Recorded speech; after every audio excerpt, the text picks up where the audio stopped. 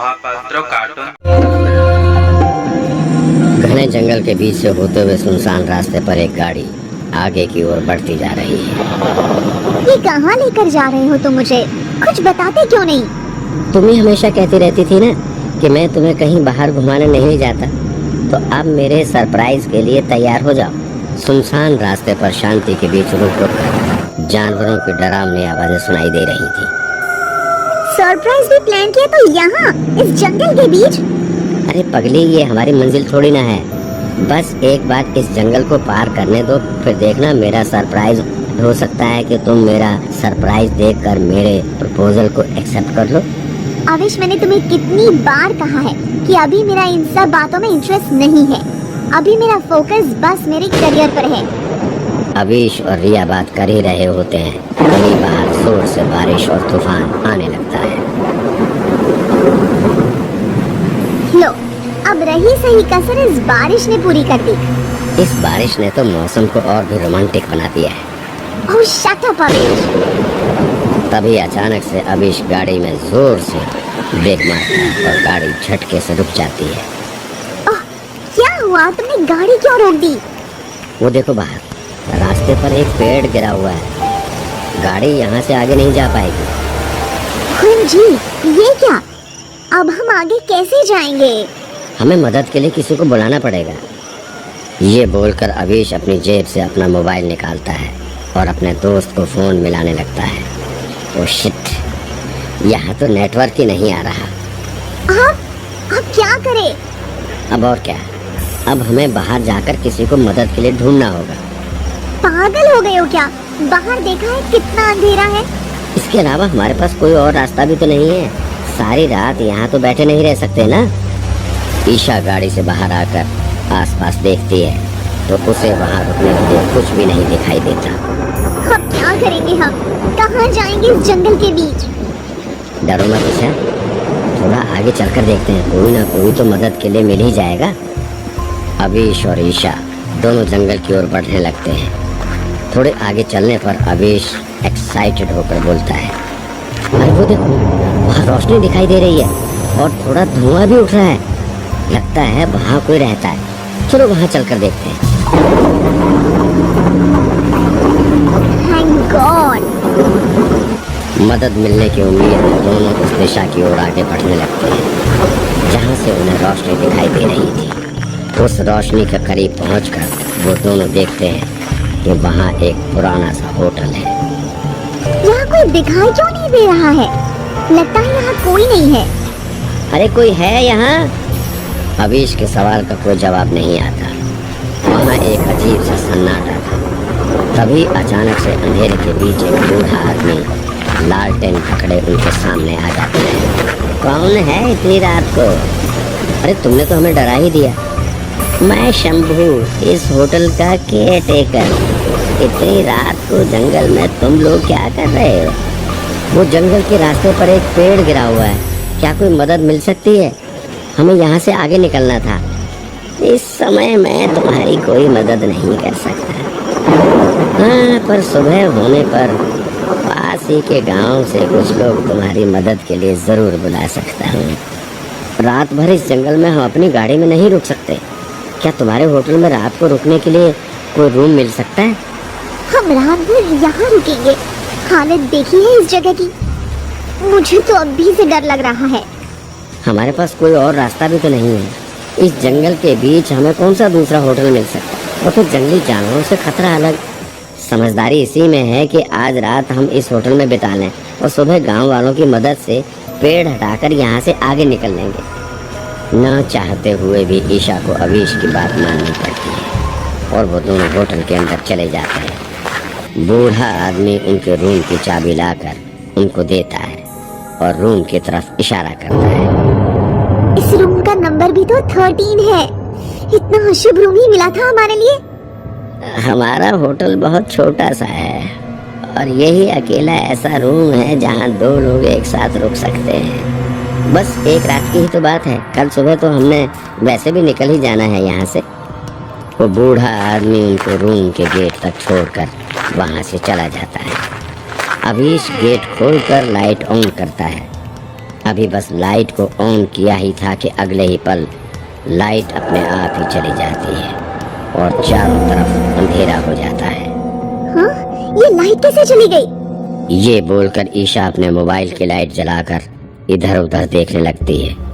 तभी एकदम से अंधेरे के बीच उसके सामने एक लड़का आ जाता है। वो लड़का एक स्विच को ऊपर उठाता है और लाइट ऑन हो जाती है। कौन हो तुम और यहाँ क्या कर रहे हो? जी मैं इस होटल के केयरटेकर शंभू का बेटा हूँ, सुनील नाम है मेरा। अरे यार तूने तो हमें डरा ही दिया। जी ये स्विच डाउन हुआ था, अब मैंने इसे उठा दिया है। अब लाइट बंद नहीं होगी और अगर आपको किसी भी चीज की जरूरत हो तो मुझे बुला लेना। सुनील के वहाँ से जाने के बाद अविश और ईशा दोनों साथ बैठकर टीवी देखने लगते हैं। जल्दी चैनल चेंज करो प्लीज। क्यों, क्या हुआ? ये भी कोई टाइम है हॉरर मूवी देखने का? मुझे पहले से ही इतना डर लग रहा है इस जगह पर। अविश चैनल चेंज करता है पर दोनों इस चीज को देखकर बहुत डर जाते हैं कि टीवी के हर चैनल पर वही हॉरर मूवी आ रही होती है। प्लीज बंद करो इस टीवी को, मुझे डर लग रहा है। चलो ठीक है, लो बंद कर दिया टीवी। अविश टीवी बंद करता है पर कुछ ही देर में टीवी अपने आप फिर से ऑन हो जाता है। अरे ये टीवी अभी तो बंद किया था तुमने इसे, ये अपने आप ही फिर से कैसे ऑन हो गया? रुको करता हूँ। अविश रिमोट से टीवी बंद करने की कोशिश करता है पर टीवी बंद नहीं होता।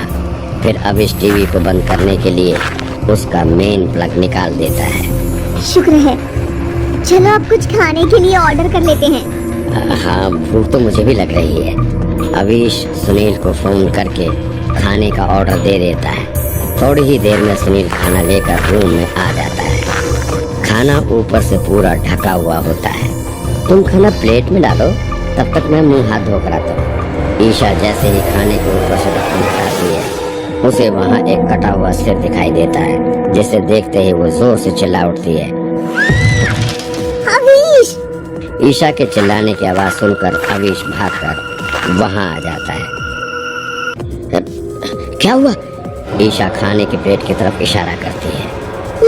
यहाँ किसी का सिर कटा हुआ पड़ा है। क्या? वहाँ तो बस खाना ही पड़ा है। वो खाना नहीं है, वहाँ उस ढक्कन के नीचे किसी आदमी का सिर पड़ा हुआ है। अविश खाने के ऊपर से ढक्कन हटाता है और देखता है कि वहाँ प्लेट में खाना पड़ा होता है। तुम भी ना, कहाँ है कटा हुआ सिर? आंखें खोलो और देखो। वहाँ प्लेट में खाना पड़ा देख ईशा चौंक जाती है। हाँ? ये क्या? अभी तो यहाँ किसी का कटा हुआ सिर पड़ा हुआ था, मैंने अपनी आंखों से देखा था। तुम आजकल हॉरर मूवीज कुछ ज्यादा ही देखने लग गई हो। चलो अब जल्दी करो, बहुत तेज भूख लगी है मुझे। ईशा इस बात से असमंजस में पड़ जाती है कि आखिरकार उसके साथ ये क्यों हो रहा है, क्योंकि उस रूम में कोई भी कटा हुआ सिर या खून के निशान तक नहीं थे। खाना खाने के बाद दोनों अपने अपने बेड पर सोने चले जाते हैं। थोड़ी देर में एक तेज हवा के झोंके के साथ खिड़की खुल जाती है और पर्दा हवा में ऐसे लहराने लगता है मानो कि जैसे किसी इंसान का साया हो, जिस आवाज के कारण ईशा अचानक नींद से जाग जाती है। अविश! अविश! अविश! अविश गहरी नींद में सो रहा होता है, इसलिए ईशा खुद ही उठकर डरते डरते खिड़की बंद करती है। तुम अंदर कैसे आए? निकलो अभी रूम से। अविश, इससे बोलो जाए यहाँ से। ईशा अविश के बेड की तरफ देखती है तो अविश वहाँ होता ही नहीं है, जिसे देख ईशा के होश उड़ जाते हैं। बूढ़ा आदमी ईशा के मुंह को अपने हाथ से दबाकर उसे बेहोश कर देता है। ईशा को होश आता है तो वो देखती है कि वो एक कुर्सी से बंधी पड़ी है और वो बूढ़ा आदमी उसके सामने खड़ा हुआ है। खोलो, खोलो मुझे यहाँ क्यों बांधा हुआ है? अविश कहाँ है? अविश? वो बूढ़ा आदमी अविश को आवाज लगाता है, अविश। तभी अंधेरे में से बाहर निकलते हुए अविश दिखाई देता है। ये देख ईशा पूरी तरह से चौंक जाती है। अविश, ये सब क्या है? क्या यही है तुम्हारा सरप्राइज? अरे पगली, तुम अभी तक ये समझ नहीं पाई कि ये जो भी हो रहा है उसके पीछे मैं ही हूँ। तुम तुम मेरे साथ ऐसा क्यों कर रहे हो? हम तो बेस्ट फ्रेंड्स हैं ना। Best friends?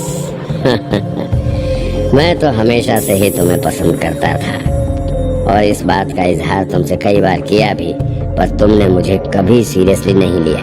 इसलिए तुम्हारे करीब आने के लिए मुझे ये सब प्लान बनाना पड़ा। ये सब तुमने किया? हाँ, ये पूरा प्लान मेरा ही था। मैंने ही जानबूझकर जंगल का सुनसान रास्ता चुना था। शंभू को भी इस प्लान में मैंने अपने साथ मिला लिया था। शंभू ने अपने कुछ लोगों के साथ मिलकर पेड़ को रास्ते पर रखकर रास्ता रोक दिया था। मैंने नेटवर्क ना होने का बहाना करके तुम्हें इस होटल तक लाने का प्लान बनाया था। यहाँ आने के बाद तुम्हारे साथ जो भी घटा वो भी मैंने पहले से ही डिसाइड कर रखा था। तुम मुझे यहाँ बस अपना मतलब पूरा करने के लिए लाए थे। मैंने तुम्हारा क्या बिगाड़ा है जो तुम मुझसे बदला ले रहे हो? मैं तुम्हें कभी किसी और के साथ नहीं सोच सकता, पर तुमने मेरे प्यार की कभी कदर ही नहीं की। ये पागलपंती छोड़ो और मुझे खोलो। जाने दो मुझे यहाँ से। तुम्हें क्या लगता है इतनी मेहनत करने के बाद मैं तुम्हें ऐसे ही रहने दूंगा? अब तुम्हें मेरी होने से कोई नहीं रोक सकता। अभीश ईशा की तरफ बढ़ ही रहा होता कि एकदम से रूम की बत्ती गुल हो जाती है। अरे ये लाइट कैसे चलेगी? शंभू देखो जल्दी। शंभू रूम से बाहर जाकर देखता है तो उसे मेन स्विच ऑफ किया हुआ मिलता है। स्विच ऑन करने के बाद लाइट तुरंत आ जाती है। अभीश दूसरी तरफ देखता है तो उसे दिखता है कि वहाँ से ईशा गायब हो चुकी होती है। ये ईशा कहाँ गायब हो गई? वो देखो, वो भाग रही है गांव के दूसरे रास्ते की तरफ। अभीश दरवाजा खोलने लगता है पर दरवाजा भी बाहर से लॉक होता है। वो दरवाजा तोड़ने की कोशिश करने ही लगता है कि दरवाजा अपने आप ही खुल जाता है। दरवाजे के दूसरी ओर सुनील खड़ा होता है। सुनील, तुमने दरवाजा बाहर से बंद किया था? तुमने मदद की ईशा के भागने में? मैंने बाहर खड़े होकर अभीश की सारी बातें सुन ली थी, इसलिए ही मैंने लाइट ऑफ करके ईशा को भगाने में मदद की। अब वो तुम्हारे हाथ नहीं आएगी। भाग गई वो यहाँ से।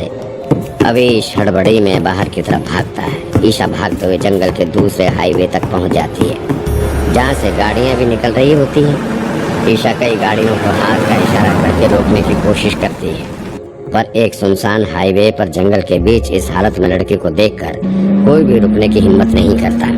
अभीश भी उसका पीछा करते हुए हाईवे तक पहुँच जाता है। किसी तरह से हाथ देकर ईशा एक गाड़ी को रुकवाती है और उसमें बैठकर अभीश के हाथों बचकर भागने में सफल हो जाती है। अभीश ईशा की गाड़ी के पीछे पीछे भागते हुए उसे आवाज मारता है, ईशा, ईशा। तभी दूसरी ओर से एक तेज रोशनी आती है और एक जोरदार आवाज